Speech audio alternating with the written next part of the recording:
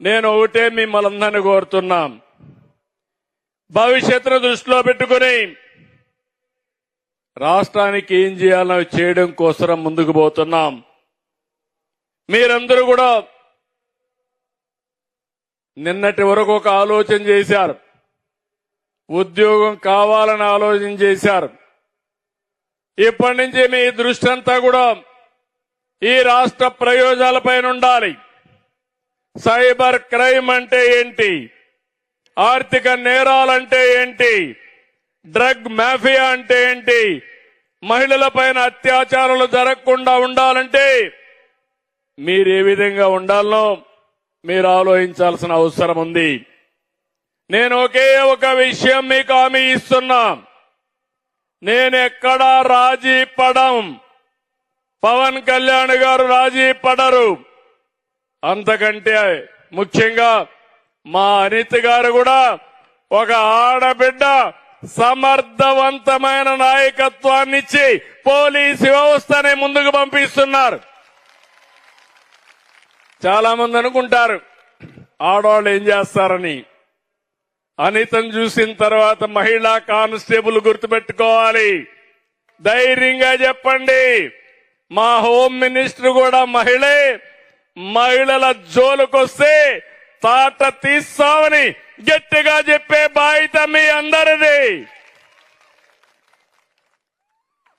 ఇంకొక పక్క నేను ఎప్పుడూ ఒకటే నమ్మతాను, ఒక సుపరిపాలన అంటే, సమర్థవంతమైన పాలన అంటే ఎక్కడికక్కడ లా అండ్ ఆర్డర్ ఉండాల్సిన అవసరం ఉంది. ఎందుకు నేను ఈ మాట వాడుతున్నానంటే,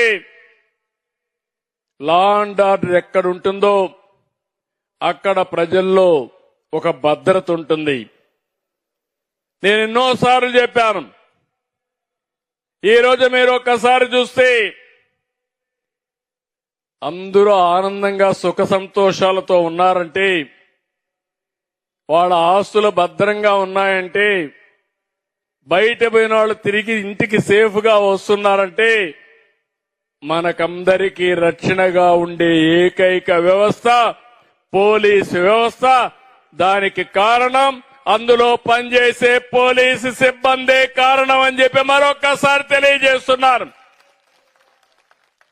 1924 పోలీసు వ్యవస్థకుండే పేరు. ఇప్పుడు అనిత గారు హోమ్ మినిస్టర్ గా, డీజీపీగా హరీష్ గుప్తా గారు వచ్చిన తర్వాత సమర్థవంతమైన పోలీసు వ్యవస్థకి శ్రీకారం చుట్టారు. నేను ఎప్పుడు కూడా మీరు గుర్తుపెట్టుకోవాలి, నేను ఎప్పుడూ లా అండ్ ఆర్డర్ పైన రాజీ పడను. సమైక్య ఆంధ్రప్రదేశ్ నేను ముఖ్యమంత్రి అయినప్పుడు నాకు కొన్ని సమస్యలు వచ్చాయి. రాయలసీమలో ముఠా నాయకత్వం, ఒకరినొకరు చంపుకునే వాళ్ళు ఇక్కడ రాయలసీమ వాళ్ళందరూ ఉంటారు. కడప వీళ్ళందరూ ఉన్నాం ఇక్కడ. నేను కూడా రాయలసీమ వాడిని. అవునా కాదా నేను అడుగుతున్నా మిమ్మల్ని.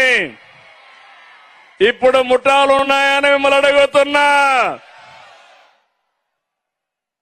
ఒకప్పుడు హైదరాబాద్ 6 నెలలు కర్ఫ్యూ. హైదరాబాద్ నుంచి బెంగళూరు పోవాలన్నా, విజయవాడకు రావాలన్నా ఓల్డ్ సిటీకి పోవాలి. హైకోర్టు పోవాలంటే ఓల్డ్ సిటీకి పోవాలి. అలాంటి మత విద్వేషాలు. ఇప్పుడే నేను అభినందిస్తున్నా, నాకు గబ్బర్ సింగ్ అనే ఒక డీసీపీ ఉండేవాడు. అప్పుడు పవన్ కళ్యాణ్ గారు సినిమా కూడా తీశారు ఆ గబ్బర్ సింగ్ అని పెట్టి. అంటే ఆయన క్యారెక్టర్ ని గబ్బర్ సింగ్ గా పవన్ కళ్యాణ్ గారు యాక్ట్ చేశారు. ఆయన్ని పెట్టి కమ్యూనల్ వైలెన్స్ కంట్రోల్ చేశాం. తిరిగి ఎవడైనా సరే రోడ్డు మీదకొచ్చి మత విద్వేషాలు రెచ్చగొడితే అదే చివరి రోజుని నియంత్రణ చేసిన ఘనత ఆనాటి ప్రభుత్వాన్ని చెప్పి కూడా నేను మీకు తెలియజేస్తున్నా.